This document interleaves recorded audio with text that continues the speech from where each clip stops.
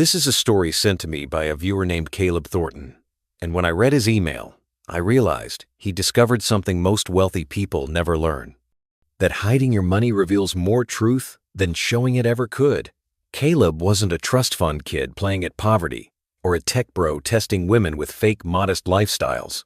He was a 49-year-old software infrastructure investor from Portland, Oregon, who'd spent 2 decades building and selling SaaS companies until his net worth reached $6.8 million. He could have retired to a penthouse in Singapore or a villa in Phuket, driven a Porsche, worn a Rolex, and dated women who were attracted to exactly that lifestyle.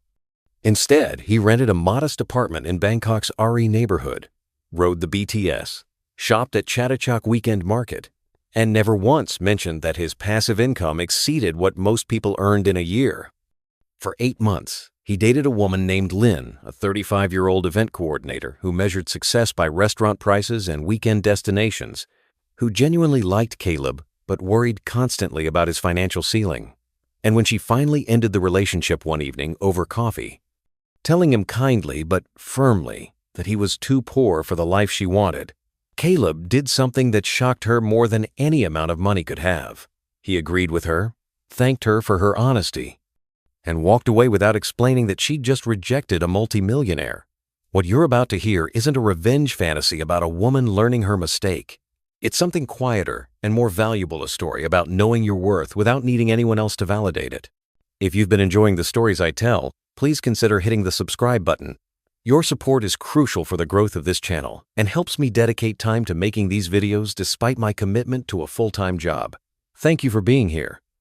My name is Caleb Thornton, and I need to tell you about the moment I learned that wealth's greatest gift isn't what it buys, it's what it reveals. I made my first significant money at 32 when I sold a workflow automation platform I'd built to a larger SaaS company for $2.1 million. After taxes and splitting with my co-founder, I cleared about $800,000. Not life-changing wealth, but enough to make different choices. I spent the next 17 years repeating that pattern building infrastructure tools for enterprise software companies, selling them when they reached scale, investing the proceeds, then starting again.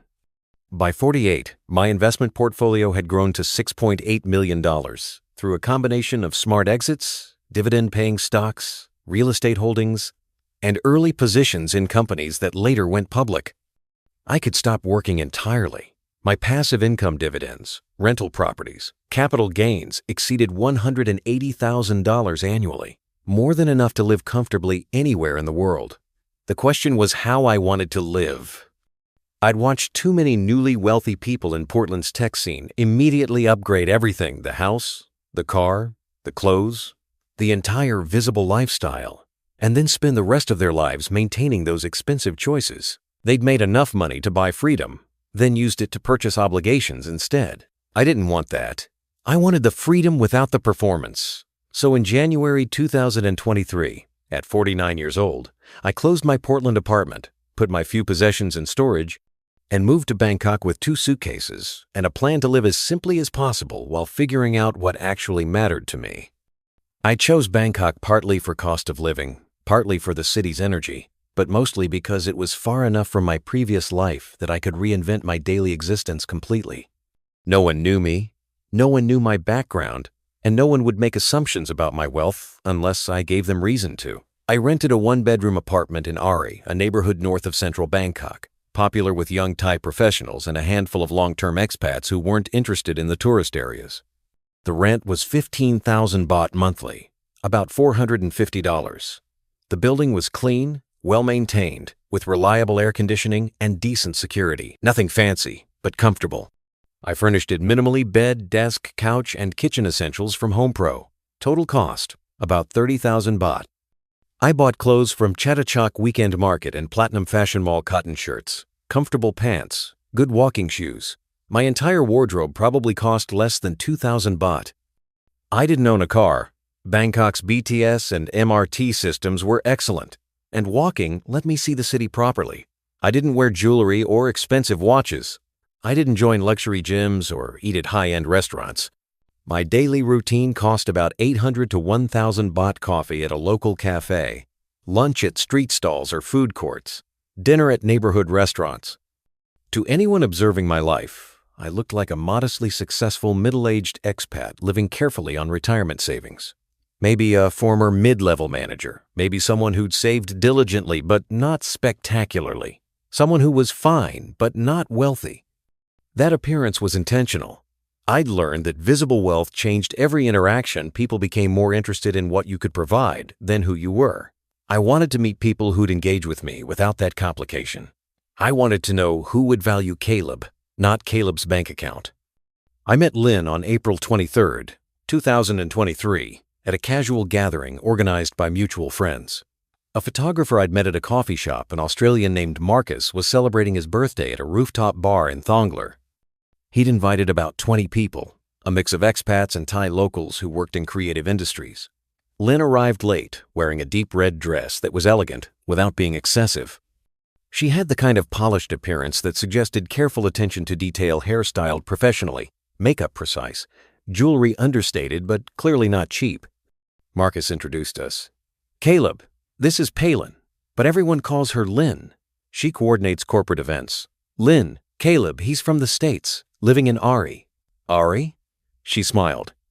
That's a good neighborhood, less touristy than here. That's why I chose it.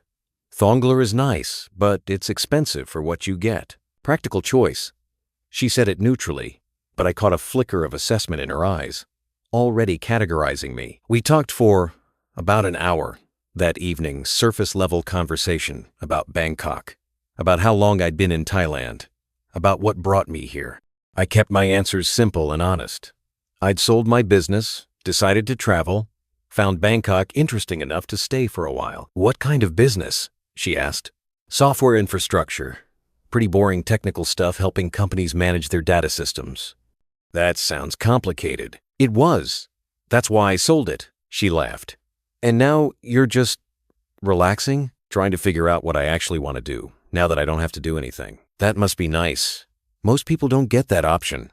There was something in her tone, not quite envy, but definitely an acknowledgement that I'd achieved some level of success.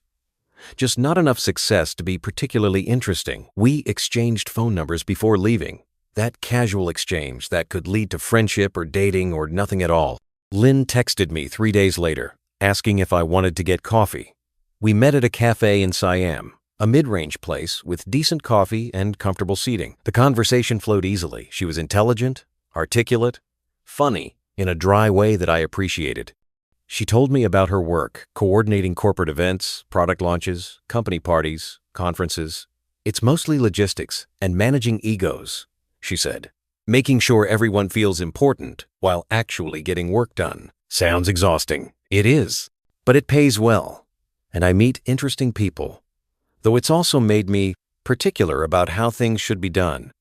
I can't go to events anymore without mentally critiquing the setup. I laughed. That's the curse of expertise.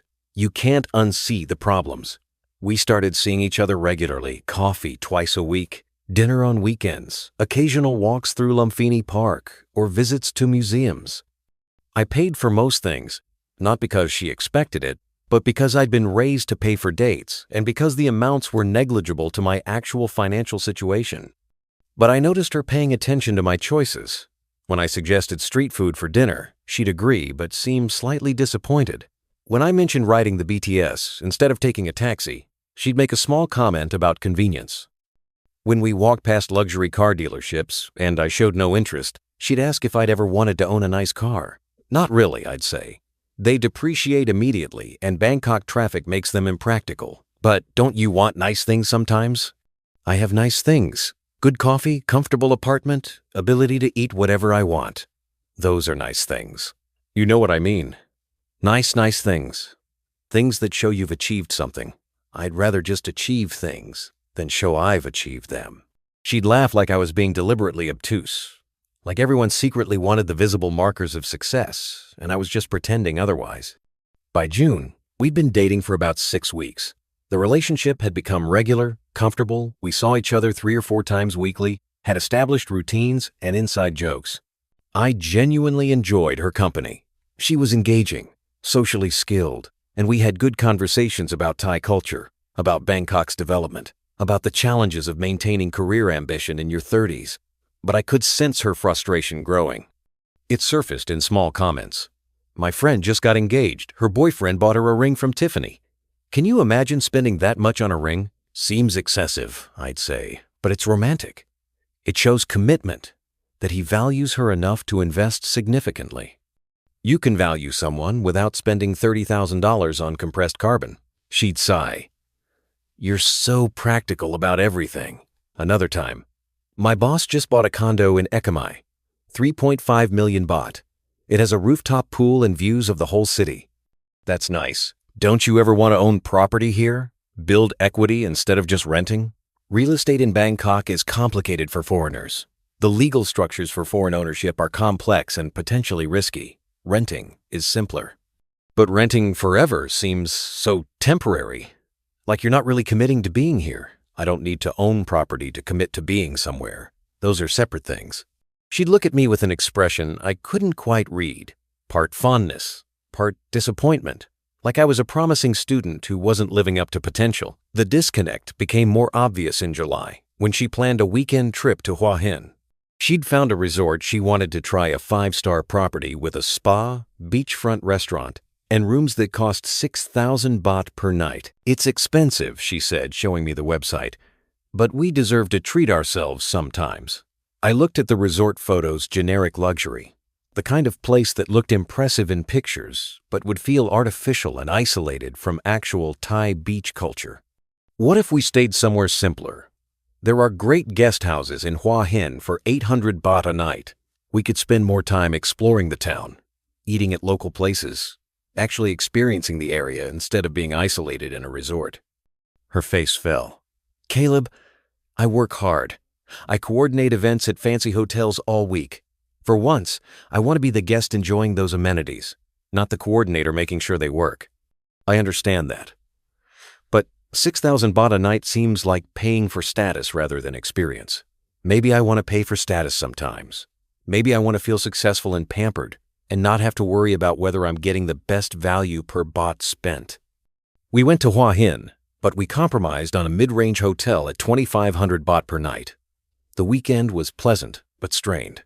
I could tell she was disappointed we weren't at the luxury resort. I could tell she was starting to see my frugality not as principled simplicity, but as limitation. In early August, Lynn invited me to dinner with 3 of her closest friends, women she'd known since university, all working in corporate jobs or running small businesses. We met at a trendy restaurant in Thonglar, the kind of place with creative cocktails and fusion cuisine that cost 4 times what the food was actually worth. The evening felt like an evaluation. Her friends were polite, but clearly assessing me, my clothes, my conversation, my prospects. One of them, a woman named Bo, who worked in pharmaceutical sales, was particularly direct. So Caleb, what are your plans for the future? Are you staying in Thailand long term? I'm not sure yet. I'm enjoying it here, but I keep my options open. That must be nice, having that flexibility. What do you do for income now that you've sold your business? I have investments that generate enough to live on. Nothing dramatic, but adequate. Investments. She said it like I'd mentioned having a lemonade stand. What kind of investments? Stock portfolios, some real estate holdings back in the US. Boring diversified stuff.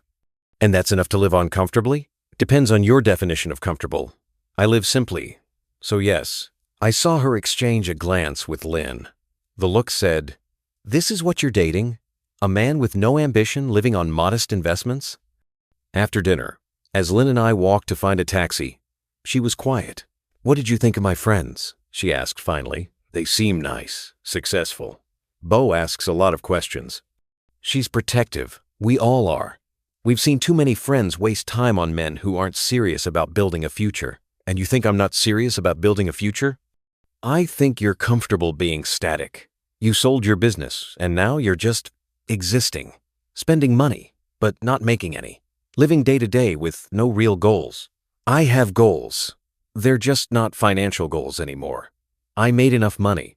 Now I'm interested in experiencing life without work pressure, figuring out what actually makes me happy. That sounds like rich people problems, Caleb. But you're not rich. You're comfortable. There's a difference.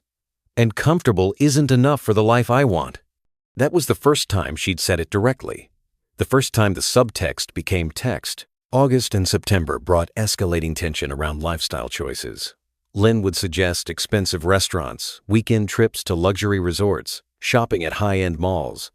I'd counter-suggest simpler alternatives, neighborhood restaurants, guest houses instead of resorts, Chattachak instead of M. Quartier. Each counter-suggestion felt like a disappointment to her.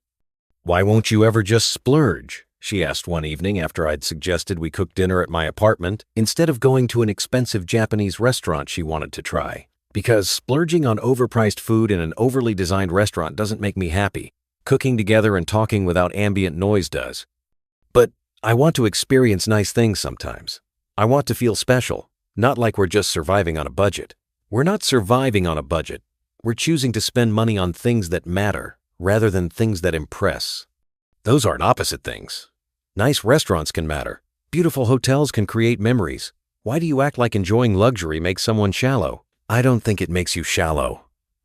I think it makes you focused on external validation instead of internal satisfaction. That's condescending. She was right. It was condescending. I was treating my values as superior rather than different. "I'm sorry," I said. "You're right. That was unfair. I think we just have different ideas about what makes life good. I'm starting to think we do." We kept dating through October, but the relationship felt like it was running on momentum rather than forward movement.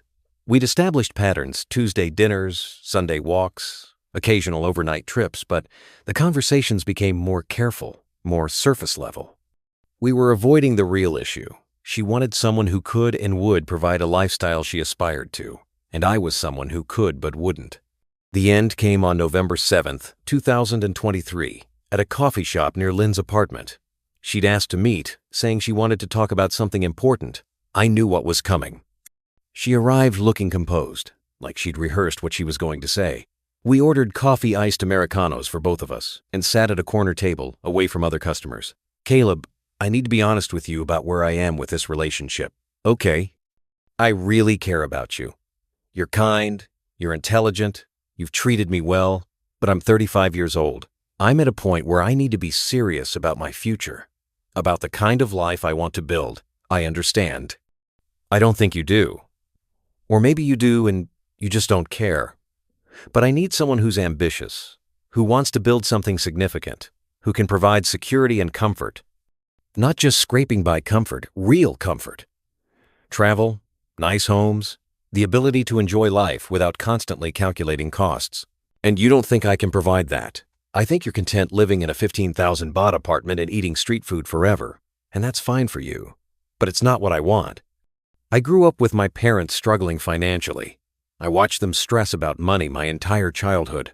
I promised myself I'd never live that way. I'd find someone successful, someone established, someone who could give me stability. She paused, took a breath. "You're a good person, Caleb, but you're too poor for the life I want." She said it kindly, almost apologetically, like she was breaking difficult news to someone she cared about, and maybe she was. I could have explained then. Could have told her about the 6.8 million in investments, the passive income that exceeded most people's salaries, the property holdings in Portland and Montana. Could have shown her brokerage statements, and proved that I could easily provide the lifestyle she wanted. But I didn't. Because if I had to prove my worth with bank statements, then her valuing me was conditional on information she didn't currently have. And that meant she didn't actually value me. She valued the lifestyle she imagined I could or couldn't provide. "You're right," I said instead. "We want different things. You want someone whose success is visible and whose ambitions match yours. I want someone who's content with simplicity and internal fulfillment. Those things aren't compatible. I'm sorry. I really am. Don't be. You're being honest about what matters to you. That's not something to apologize for." We finished our coffee in awkward silence. When we stood to leave, she hugged me a long, genuine hug that felt like she was mourning something real. "Take care of yourself, Caleb. You too, Lynn." I walked back to the BTS station, rode home to Ari, and sat on my balcony watching Bangkok's evening light fade into darkness. I felt sad but not devastated, disappointed but not surprised. She'd shown me exactly who she was and what she valued, and I'd learned something valuable about what I actually wanted from partnership. I didn't contact Lynn after that. No follow-up texts, no explanations, No attempts to change her mind. What would be the point? She'd made her decision based on her values and her assessment of my financial situation. Correcting her assessment wouldn't change her values. Marcus, the Australian photographer who'd introduced us, called me a few days later. Lynn told me you two broke up. You okay? I'm fine. It was the right decision. She said you weren't compatible long-term. Something about different life goals. That's accurate. She also said you were too. She said you lived too simply for what she wanted. I tried to tell her that. Don't, I interrupted. Don't tell her anything. She made her choice based on what she could see. That's fair. But Caleb, she doesn't know that you. I know, and I'm choosing not to tell her. If someone leaves because they think you're poor, telling them you're rich doesn't fix the fundamental problem. It just teaches them to stay for the wrong reason. That's very philosophical. Also, possibly self-sabotaging. Maybe. But I'd rather be alone with my integrity than partnered with someone who needs proof of wealth to respect me. Marcus was quiet for a moment. You're a weird dude, Caleb, but I respect that. I didn't think about Lynn much over the next few weeks. I was busy with other things. I'd started volunteering at an educational nonprofit that taught coding to underprivileged Thai students, and I was exploring northern Thailand, taking buses to Chiang Mai and Pai for week-long trips. Then, on December 2nd, I received a text from Lynn. Caleb, I just learned something that I need to talk to you about. Can we meet for coffee? I owe you an apology. I didn't respond immediately. I wasn't angry with her, but I also didn't see what good would come from meeting. The relationship had ended. What could she possibly need to apologize for? She texted again the next day. Please, I feel terrible. I misunderstood who you are. I just need to explain. Finally, I replied, Lynn, you don't owe me an apology. You made a decision based on your values and the information you had. That's fair. I hope you find what you're looking for. She called me. I let it go to voicemail. Her voicemail, Caleb, Marcus told me about your actual financial situation.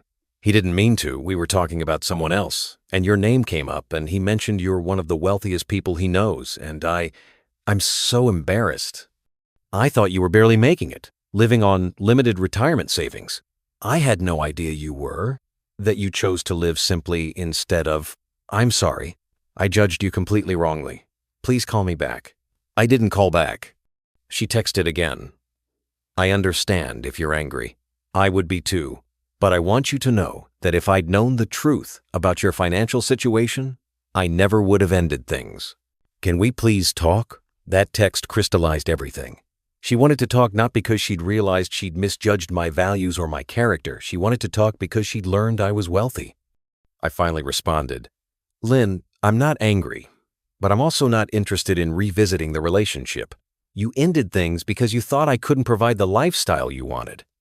Learning that I could have provided it doesn't change the fundamental incompatibility. It just reveals that what you valued was the lifestyle, not me. I wish you well, but there's nothing to discuss. She tried calling twice more. I didn't answer. Eventually, she stopped reaching out. I ran into Lynn unexpectedly in mid-January 2024 at an art gallery opening in Salem. A friend had invited me a Thai artist whose work I'd bought a piece from at a previous exhibition. I was standing near the back of the gallery, drinking wine and admiring the paintings, when I saw her enter with two friends. She saw me almost immediately. Her expression cycled through several emotions: surprise, embarrassment, something that might have been hope. She said something to her friends and started walking toward me. Caleb, hi. Lynn, good to see you. Can we talk? Just for a minute? We are talking. Really talk. About what happened. I sighed. Lynn, there's nothing to talk about. You made a decision based on your assessment of my financial situation. I respect that decision. The fact that your assessment was incorrect doesn't obligate me to revisit it. But if you'd known, you'd have stayed for the wrong reason. You'd have stayed because I could provide the lifestyle you wanted, not because you valued who I am. That's not a basis for partnership. That's not fair. I did value who you are. I just also need financial security. Financial security and visible luxury aren't the same thing. You didn't need security. I could have provided that without you knowing. What you needed was the visible markers of success. Nice restaurants, luxury hotels, the ability to post Instagram photos that showed you'd made it. Those aren't about security. They're about status. She flinched. You're making me sound shallow. I'm not. I'm describing different value systems. You value external validation and material comfort. I value internal satisfaction and freedom from obligations. Neither is wrong. But they're incompatible. So that's it? You won't even consider... Lynn, if I told you right now that I'd changed my mind, that I wanted to date again, but only if we lived exactly the way we were living before, simple apartment, street food, BTS everywhere, would you be happy with that? She hesitated. Would we at least do nice things sometimes? That's my answer. You wouldn't be happy with me, Lynn. You'd be happy with my money funding a lifestyle you want. Those aren't the same thing. She stood there for a moment, looking like she wanted to argue further but couldn't find the words. Finally, she nodded. I hope you find someone who appreciates you properly, she said quietly. I hope you find someone whose success is visible enough to make you feel secure. She walked back to her friends. I stayed at the gallery for another hour, bought a small painting, and went home feeling satisfied that I'd held my boundary clearly. Marcus met me for coffee a few weeks after the gallery encounter. He brought it up immediately. Lynn told me she saw you. She said you were pretty harsh. I was honest. There's a difference between honesty and cruelty. Was I cruel? He thought about it. No. Blunt, maybe. But she did end things because she thought you were poor. That's not a great foundation. It's not. And that's my point. If I'd revealed my actual financial situation when she ended things, what would that have taught her? That she should stay with people whose bank accounts she hasn't seen yet just in case they're secretly rich? That sounds paranoid. Or it sounds like having standards about what kind of love you're willing to accept. I don't want someone who needs proof of wealth to value me. I want someone who values me for my character, my conversation, my treatment of them.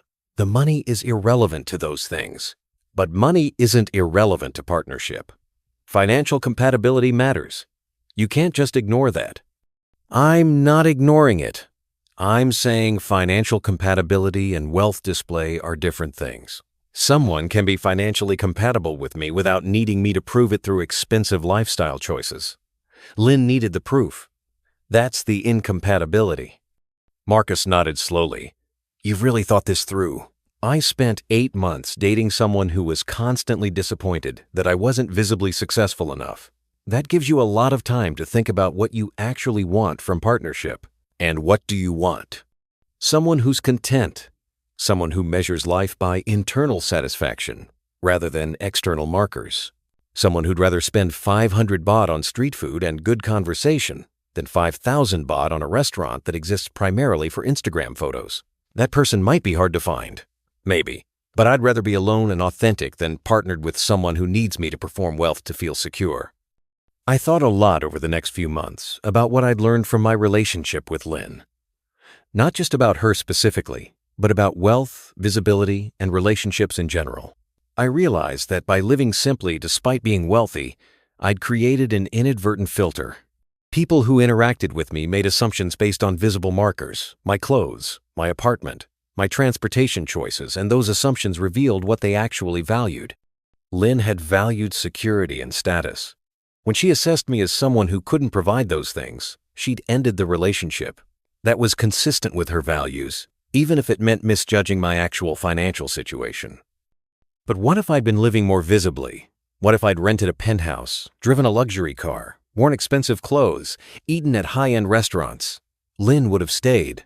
We probably would have gotten more serious, maybe even married eventually. And I'd have never known whether she loved me or loved the lifestyle I provided. That uncertainty would have poisoned everything. I'd have spent years wondering whether her affection was genuine or transactional, whether she'd stay if the money disappeared, whether I could trust her motivations. By living simply, I'd forced her to make a choice based on who I appeared to be rather than what I could provide. And her choice revealed that her values and mine were incompatible at a fundamental level. The money I didn't show her had protected me from a relationship that looked good on the surface but was built on misaligned foundations. I started dating again in March 2024, but with a different mindset. I wasn't hiding my wealth to test people. I simply wasn't displaying it because display wasn't important to me. But I also became more direct about my values early in relationships. I met a woman named Som at the coding nonprofit where I volunteered. She was a 38-year-old Thai software developer who taught weekend classes for the same program. We started talking after a class, discovered we both loved hiking, and started taking weekend trips to national parks together. On our third hike, walking through Khao Yai National Park, she asked about my background. Marcus mentioned you sold a software business. What did you do after that? Invested the proceeds and retired early. Now I mostly do whatever interests me, volunteer, travel, learn things. That must be nice, not having to work. It is, but it also creates different pressures. When you don't have to work, you have to figure out what actually motivates you. What you'd do if money wasn't a factor. What did you figure out? That I'm happiest when I'm learning and helping and experiencing rather than accumulating. I spent 20 years accumulating. Now, I'm interested in everything else. So you don't care about money anymore? I care about having enough that I don't have to think about it. Beyond that, I care more about freedom and time and relationships than I do about things. She thought about that as we walked. I make decent money as a developer. Not rich, but comfortable. I used to think I wanted to work at a big tech company, make senior developer salary, buy a condo. But the developers I know who did that seem stressed all the time.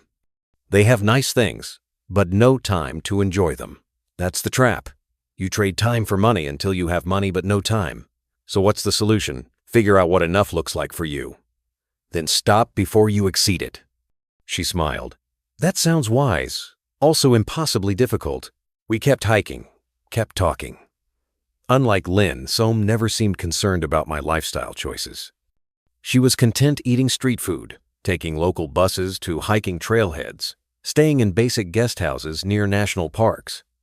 After 2 months of dating, I told her more directly about my financial situation, not showing bank statements, but explaining that I had significant investments and could live comfortably without working. Her response, "That's great. Does it change anything about what you want to do day to day?" "No." "Then it doesn't change anything about what we're doing either." That response told me everything I needed to know. In June 2024, about 7 months after Lynn had broken up with me, I heard through mutual friends that she'd gotten engaged. Her fiancé was a Thai businessman in his early 40s who owned several franchised restaurants. Successful, visible wealth, exactly what she'd wanted. I felt happy for her, genuinely happy. She'd found someone whose values matched hers, someone who wanted to build the visible, status-conscious lifestyle she aspired to. Marcus mentioned it when we met for coffee. "Lynn's engaged. Did you hear?" "I did." "Good for her. Are you okay with that?" "Why wouldn't I be? She found someone compatible with what she wants. That's a good outcome. But she rejected you for not having what he has. She rejected me for not displaying what he displays. There's a difference, and that display matters to her. It should matter to her partner. I'm glad she found someone for whom it's natural rather than performance. You're very mature about this. I'm realistic about it. Lynn and I were incompatible. Her ending things was the right decision. The fact that she made it for the wrong reasons, misjudging my financial situation, doesn't change the underlying incompatibility. Even if she'd known I was wealthy, we still would have been wrong for each other unless I was willing to live the way she wanted to live. Which I wasn't. So no regrets? None. If anything, I'm grateful she ended it clearly instead of staying and resenting my choices for years. In August, I was invited to speak at a tech entrepreneurship event in Bangkok, a panel discussion about exits in life after selling companies. I rarely did these things, but the organizer was persistent and the topic was relevant to my experience. During the Q&A, someone asked, "What's the biggest mistake you see successful entrepreneurs make after exits?" I thought about Lynn, about the months we dated, about the values clash that had ended things. They mistake wealth for identity, I said. They build something valuable, sell it, make money, and then immediately start performing wealth, expensive cars, luxury homes, visible consumption. They think success means showing success. But what they've actually done is trade freedom for a more expensive cage. They've made enough money to not have to work, then created lifestyle obligations that functionally require continued high income. So what should they do instead? Figure out what enough looks like for them. What level of financial security creates genuine freedom Not just theoretical freedom, but practical daily freedom to do what interests you. Then stop accumulating and start experiencing. And most importantly, don't use wealth as social communication. Don't dress wealthy, drive wealthy, live wealthy, if those things aren't intrinsically satisfying to you. Because the moment you perform wealth, you'll never know if people value you or your performance. Someone in the audience asked a follow-up. But doesn't that create problems in relationships? If someone doesn't know you're financially secure, they might leave for the wrong reasons. They might, I said. But if they leave because they think you're poor, and you have to prove you're rich to get them to stay, what have you actually won? A partner who values your bank account. That's not partnership. That's employment with intimacy benefits. The audience laughed, but I meant it seriously. The best thing wealth gives you isn't things. It's information. It tells you who values you without it, and that information is worth more than any luxury car or penthouse view. I ran into Lynn one last time in October 2024 at a coffee shop in Siam. She was alone, working on a laptop, and didn't see me come in. I could have left, avoided the interaction entirely, but something made me approach. Lynn. Hi. She looked up, startled. Caleb. Oh, hi. Sorry to interrupt. I heard you got engaged. Congratulations. Her expression softened. Thank you. Yes, we're getting married in February. That's wonderful. I'm happy for you. Are you? Really? Really. You found someone whose values match yours. That's what matters. She closed her laptop, gestured to the seat across from her. Do you have a minute? I sat. I've thought about us a lot, she said. About how things ended. About what you said at the gallery. Okay. You were right. About everything. I did value the lifestyle more than just you. I told myself it was about security, about not wanting to struggle like my parents did. But it was really about status, about being able to show people I'd succeeded. There's nothing wrong with that if it's what matters to you. But it cost me something real. You were kind, interesting, present. We had good conversations. You treated me well. And I threw that away because you weren't rich enough. Except I was. You threw it away because I wasn't performing wealth visibly enough? I know, that's worse somehow. That I couldn't see past appearances to reality. But Lynn, even if you'd known the truth, we still would have been incompatible. Because I still wouldn't have wanted to live the way you wanted to live.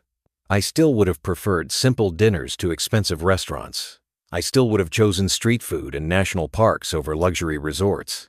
The wealth doesn't change my preferences, it just means I'm choosing simplicity rather than forced into it. She nodded slowly. My fiancé takes me to nice restaurants 3 times a week. We're planning a honeymoon in the Maldives. He bought me a ring that cost more than a car. And I'm happy about all of that. That's what I wanted. Then you made the right choice. But I wonder sometimes if I gave up something more valuable to get what I wanted. Maybe. But you can't have both. You can't have someone who's content with simplicity and someone who prioritizes luxury. Those things are opposites. You chose what mattered more to you. That's not wrong, it's honest. She smiled sadly. You're very kind about this. Kinder than I deserve. I'm not kind. I'm clear. About what I want, what I value, what I'm willing to compromise on. That clarity protects me from relationships that look good but feel wrong. We talked for a few more minutes, surface conversation about her wedding plans, about my volunteering work, about Bangkok's rainy season. Then she had to leave for a meeting. It was good to see you, Caleb. You too.